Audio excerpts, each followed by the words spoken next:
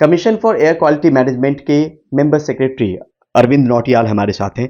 Sir, अभी की स्थिति क्या कहती है जो धुंध है उसको लेकर? दिवाली के करीब 5-6 दिन तक उसके पश्चात थोड़ा सा देखा गया कि क्लाइमेटिक कंडीशंस जो हैं वो बहुत एडवर्स रहीं। हालांकि जो हमारे प्रयास हैं वो निरंतर चल रहे हैं, लेकिन चूंकि जो एयर पोल्यूटेंट्स हैं वो डिस्पर्स नहीं हो पा रहे थे एडवर्स क्लाइमेटिक कंडीशन के नाते।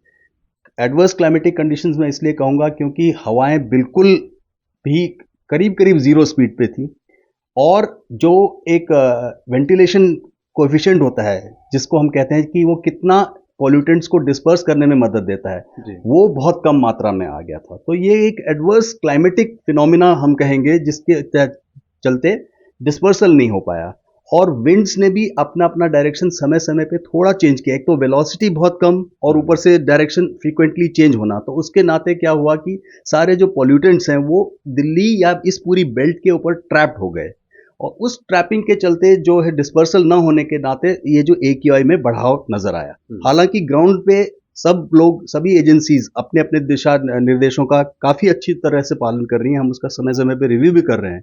और इसी स्टेप में जब ग्रैप के अलग अलग स्टेजेस हमने इन्वोक की हैं, ग्रैप स्टेज 1, स्टेज 2 और स्टेज 3, उसके तहत जितने भी प्रिवेंटिव मेजर्स हैं या रिस्ट्रिक्टिव मेजर्स हैं उनका जो किस तरह से अनुपालन किया जा रहा है उस पर काफी अच्छी निगरानी हो रही है और एक्शंस भी चल रहे हैं। तो उम्मीद है, और जैसा कि देखा गया कि जैसे ही थोड़ा सा विंड डायरेक्शंस फेवरेबल हुई तो हम 1-2 दिन बीच में एक दिन हमारा काफी AQI सीवियर हो गया था जैसा आपने देखा। और उसके पश्चात जब विंड्स चली और हमारे ग्राउंड एक्शंस और थोड़ा सुदृढ़ हुए तो उसके पश्चात ग्रेजुअली AQI और इम्प्रूव होने लग गया है जी। इस दौरान बीच में 2-3 दिन पराली का भी इफेक्ट ज्यादा देखा गया। पराली अपने आप में एक इफेक्ट तो है ही, बहुत बड़ा कॉज है, साथ में विंड डायरेक्शन डिपेंड करेगा कि उसका कितना इंपैक्ट दिल्ली के एयर पोल्यूशन, NCR के एयर पोल्यूशन पड़ेगा। तो ये जो फिगर्स हैं करीब करीब 20%, 22%, 26% तक भी पहुंच गई थी, डिपेंडिंग ऑन विंड डायरेक्शन। उसका मतलब उसका कंट्रीब्यूशन, पराली का contribution towards overall air quality इन दिल्ली, तो उसके चलते भी इसका इम्पैक्ट तो पड़ता ही है। कंपेरेटिवली अगर देखें सर, पिछले साल से इस साल में, तो क्या अब वो कम लग रहा है कि पराली का कंट्रीब्यूशन कम है? अभी पीक नहीं हुआ है पराली सीजन का, और वैसे भी ये समय समय पर मैंने बताया कि नंबर ऑफ इवेंट्स अपने आप में नहीं डिसाइड करेंगे, ये डिसाइड करेगा कि साथ में मीटरोलॉजिकल कंडीशन कैसी थी, विंड डायरेक्शंस कैसी थी। तो ओवरऑल आंकलन अभी करना, अभी ये स्टेज नहीं आई है कि हम ओवरऑल आंकलन कर सकें कि पराली का contribution to overall air quality in the entire season कैसा रहा। आने वाले वक्त में आपको क्या लग रहा है कि लोग हैं, खासतौर पे बच्चों को लेकर लोग परेशान होते हैं, बड़ों को लेकर परेशान होते हैं, आने वाले वक्त में किस तरह का प्रेडिक्शन है सर जो अभी आप देख पा रहे हैं? अभी आने वाले अगले दिनों में IMD और हमारे जो IITM हैं, जो इंस्टीट्यूट्स हैं जो हमको फोरकास्ट देते हैं, जो weather, meteorological and general air quality के बारे में हमको एक आगाह करते हैं, उनका अनुमान है कि अगले आने वाले दिनों में कुछ बेहतरी होगी।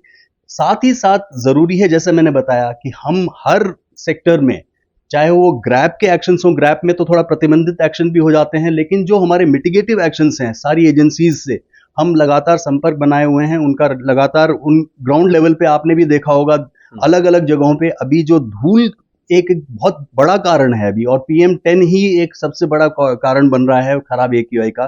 तो PM10 को कंट्रोल करने हेतु जो भी हर संभव उपाय हो सकते हैं उन पे प्रयास चल रहे हैं, और इस दिशा में मतलब जो हमारे जो इंटेंसिफाइड एक्शंस हैं on cleaning of roads, water sprinkling, देखा खास करके water sprinkling, anti smoke guns, और कंस्ट्रक्शन एक्टिविटीज पे जो अभी प्रतिबंध लगा है, जो डस्ट जनरेटिंग कंस्ट्रक्शन एक्टिविटीज है फिलहाल, तो उससे भी हमें कुछ राहत मिलने की उम्मीद है। लेकिन हम उम्मीद करते हैं कि कंस्ट्रक्शन चलते चलते उनका मिटिगेशन हो और तब हम AQI को सुधारें, तो वो एक हम सब लोगों को जो कलेक्टिव रूप से काम करना है उसकी चीज की ज्यादा जरूरत है। मतलब अभी AQI 10 परेशान कर रहा है, 2.5 परेशान नहीं कर रहा, 10 प्रीडोमिनेंट है अभी, 10 और 2.5 जनरली हमारा 10 ही प्रीडोमिनेंट रहता है, PM10।